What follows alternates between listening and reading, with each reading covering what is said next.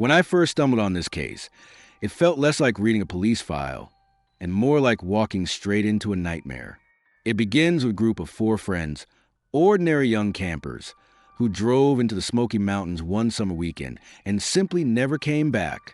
For 8 years, their families lived in torment, searching, questioning, hoping. But what no one could have predicted is where the first real clue would surface. Inside a hollowed-out tree, deep in the forest, where something should never have been. This story has haunted me since the first time I read it. Not because it feels like a Hollywood script, but because it feels too real. Like it could have happened to anyone. To this day, the mystery remains unsolved, and the discovery still keeps investigators awake at night. The summer of 2007 was unusually hot in eastern Tennessee. Tourists crowded the Smoky Mountains, drawn to the trails, waterfalls, and campsites that dotted the sprawling park. The region was alive with hikers and campers, families with coolers, and college students testing their sense of freedom against the wild. Among them was a group of four friends from the small town of Willow Creek, about 40 miles outside the park. Their names were Daniel Carter, 19 years old, a tall, easygoing college freshman with an adventurous streak and an old Jeep that he was constantly fixing. Laura Mitchell, 18, quiet, studious, but with a curious side her friends tease her about, always carrying her notebook, even on hikes. Sophie Hayes, 20, outgoing, fearless, the kind of person who could convince anyone to try something just by flashing a smile. Ethan Rowe, 21, the older brother of the group, dependable, protective, the one parents trusted to make sure everyone got home safe. They weren't troublemakers. They weren't the kind of kids you read about running away or falling in with the wrong crowd. They were just young people looking for adventure during the lull of summer. The kind of kids you'd see in the grocery store parking lot loading up on marshmallows, sodas, and charcoal for a weekend trip. On the morning of June 15th, they set out for a 2-day camping trip in the Smokies. The plan was simple: hike a few trails, set up camp near Oakmont, and be back by Sunday evening. Daniel drove his Jeep Cherokee, loaded with camping gear, food, and a cooler of drinks. They waved goodbye to neighbors, blasting music from rolled-down windows, full of the restless energy of youth. They would never come back.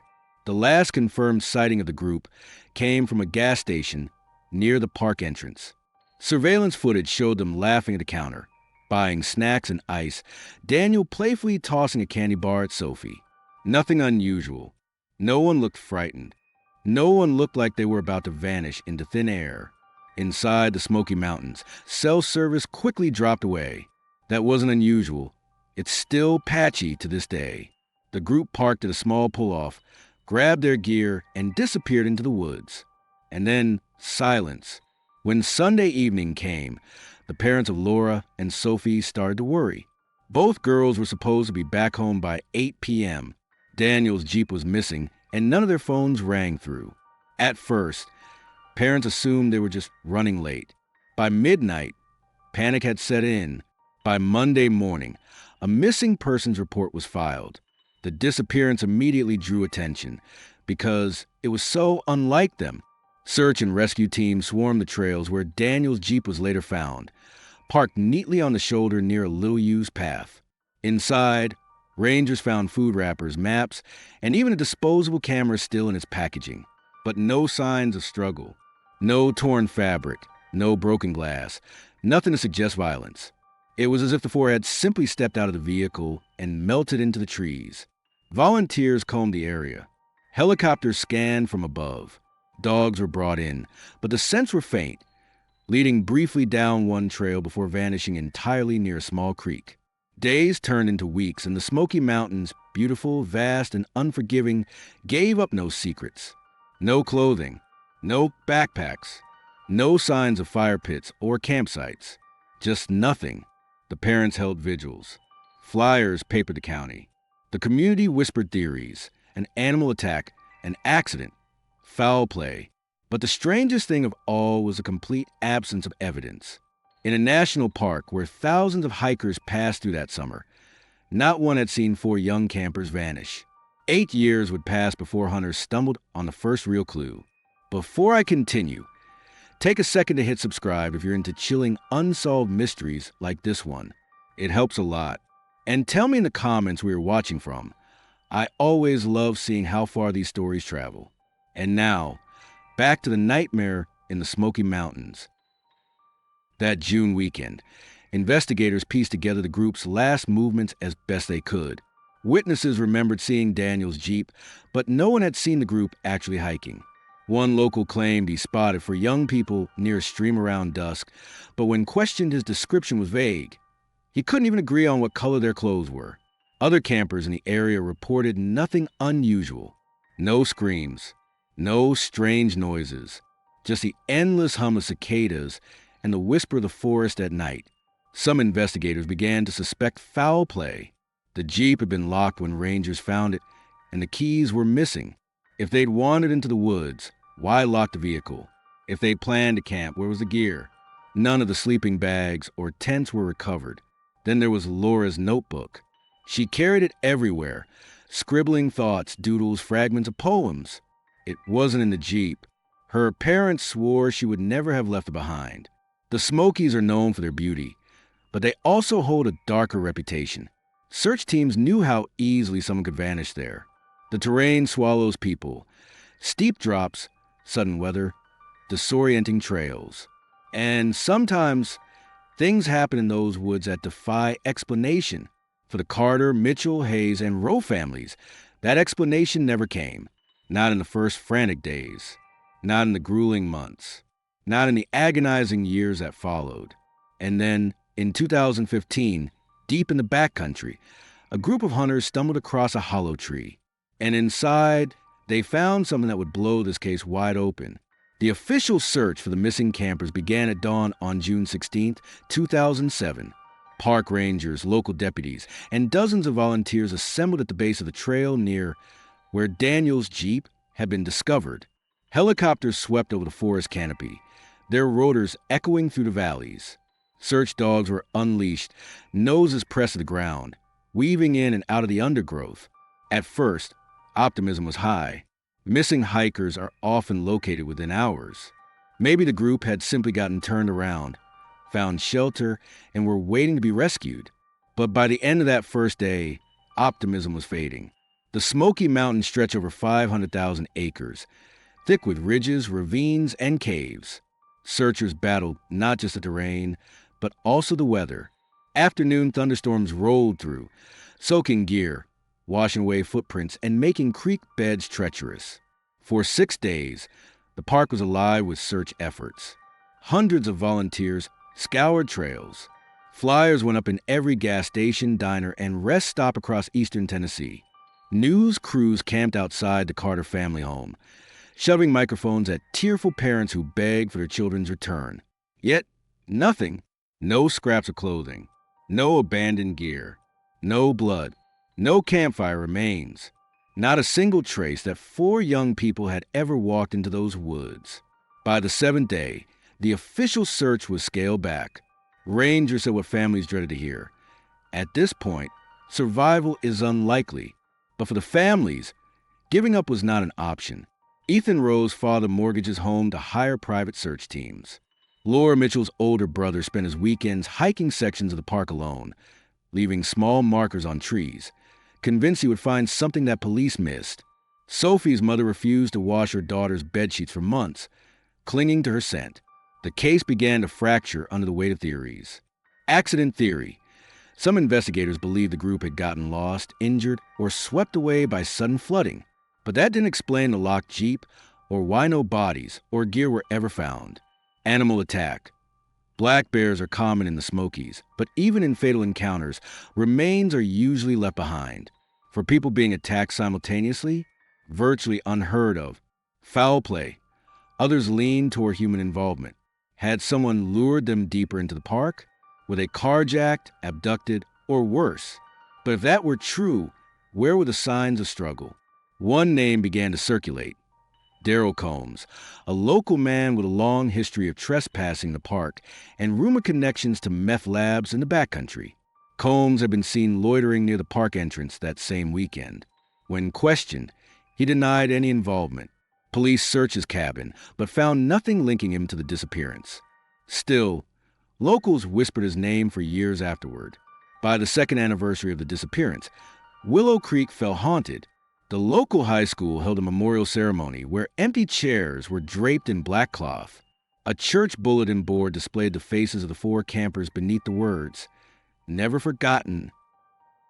But the absence of answers gnawed at the community. Rumors flourished. Some swore the woods were cursed, that strange lights had been seen dancing among the trees near where the Jeep was parked. A hunter claimed he found a torn backpack deep in the brush, but when he returned to show rangers, it was gone. The silence was unbearable. Every year, the families gathered at the park entrance to light candles. Each vigil grew smaller, but the grief never did. Daniel's mother was once quoted saying, "It's worse than death, because at least with death, By 2012, 5 years after the disappearance, the case had gone cold. The FBI had briefly gotten involved, but quietly stepped back when leads dried up. All that remained were files, boxes of evidence that didn't amount to anything, and a generation of families living with an open wound. But in 2015, that wound would be ripped open again. It was October, hunting season. 3 men from Sevier County were moving through a heavily wooded section about 15 miles off any marked trail. They came across an old oak tree, hollowed at the base, wide enough for a man to crouch inside. Curious, one of the hunters poked his flashlight into the hollow. His beam caught on something pale. At first, he thought it was animal bones, but as he looked closer, his blood ran cold. Inside the hollow, pressed deep into the dark cavity, was a human shoe, and next to it, fragments of fabric. The hunters called police immediately. Within hours, investigators had taped off the area. What they uncovered inside the hollow tree would finally break the silence of 8 years. The discovery inside the hollow tree was unlike anything investigators had ever seen. At first glance, it was a mess of decayed fabric, dampened by years of rainwater trickling into the trunk. But when investigators began carefully pulling debris from the hollow, the truth became horrifyingly clear. They found a child-sized hiking shoe, still intact despite years of weathering. It was identified almost immediately as belonging to Sophie Carter. Her mother recognized it as the very pair they bought together just weeks before the trip. Next came scraps of blue nylon fabric, later confirmed to be from a sleeping bag. A rusted zipper was still attached, twisted and broken as if it had been torn away with force. And then the photographs. Investigators removed a small, weathered envelope, its edges curled with water damage. Inside were several photographs, faded, blurred, but unmistakably human. The images appeared to show the missing teens, huddled together in the woods. Some of the shots looked candid, as if taken from a distance. Others were closer, almost staged. The photographs had no timestamps, no fingerprints, nothing to indicate who took them. But their very existence suggested something far darker than an accident. The news broke like wildfire. Evidence of missing campers case found in Smoky Mountains after 8 years. Every major outlet covered it. Families who had tried to bury their grief suddenly found themselves staring at TV screens, confronted with items that had belonged to their children. Theories reignited instantly. Was this a trophy stash hidden by the killer? Had the campers been alive for some time after disappearing? Why, inside a hollow tree, a place so remote it took nearly a decade to be stumbled upon. Forensic teams combed the area for weeks, sifting through every inch of soil around the tree. They found scattered bones, though badly degraded. DNA testing confirmed at least 2 sets matched the missing campers. But not all 4. Where were the rest? The photographs became the most chilling piece of evidence. Experts debated whether they were genuine or staged. Some claimed the expressions on the teens' faces showed terror. Others insisted they looked calm, perhaps unaware. The strangest detail? One of the photos, blurry but visible, seemed to capture a figure in the background, half obscured by trees. Its outline was human, its face indistinct. But whoever it was, they were watching. Investigators released the images to the public, hoping someone might recognize the terrain, or even the mysterious figure. Hundreds of tips came in, but none panned out. Meanwhile, Willow Creek was plunged back into fear. Parents who had once let their kids roam freely now kept them indoors. Hunters refuse to enter certain parts of the park. Whispers of a predator, human or otherwise, return with vengeance. For the families, the discovery was a cruel mixture of relief and horror. They finally had proof their children had been there, proof they hadn't imagined it all. But the questions were worse than the answers. Who had taken those photographs? Why had their belongings been hidden away? And why, after all these years, did it feel like they were still missing something? As time passed, the case once again went cold. The items were cataloged, DNA filed away, theories debated endlessly on forums and true crime podcasts. But no arrests were made. Even today, hikers who pass through that section of the Smokies say they feel it, a heaviness in the air, as if the forest itself remembers. Some swear they've seen flashes of movement among the trees, or heard voices when no one is there. When I first read about this case, I couldn't shake the image of that hollow tree. Imagine it. For 8 years, the answers were sitting just a few feet away from where countless hikers passed, hidden in plain sight. And those photographs, they are perhaps the most haunting clue of all. Because they don't just tell us the campers were there. They tell us someone else was watching, and maybe still is. If you've made it this far, I'd love to hear your thoughts. What do you think happened to the Smoky Mountain campers? Was it foul play? A ritual? Something supernatural? Drop your theories in the comments below, and tell me where you're watching from. And if you want more stories like this, don't forget to like this video, subscribe, and share it with someone who loves mysteries as much as you do. Because the truth is still out there. And maybe one day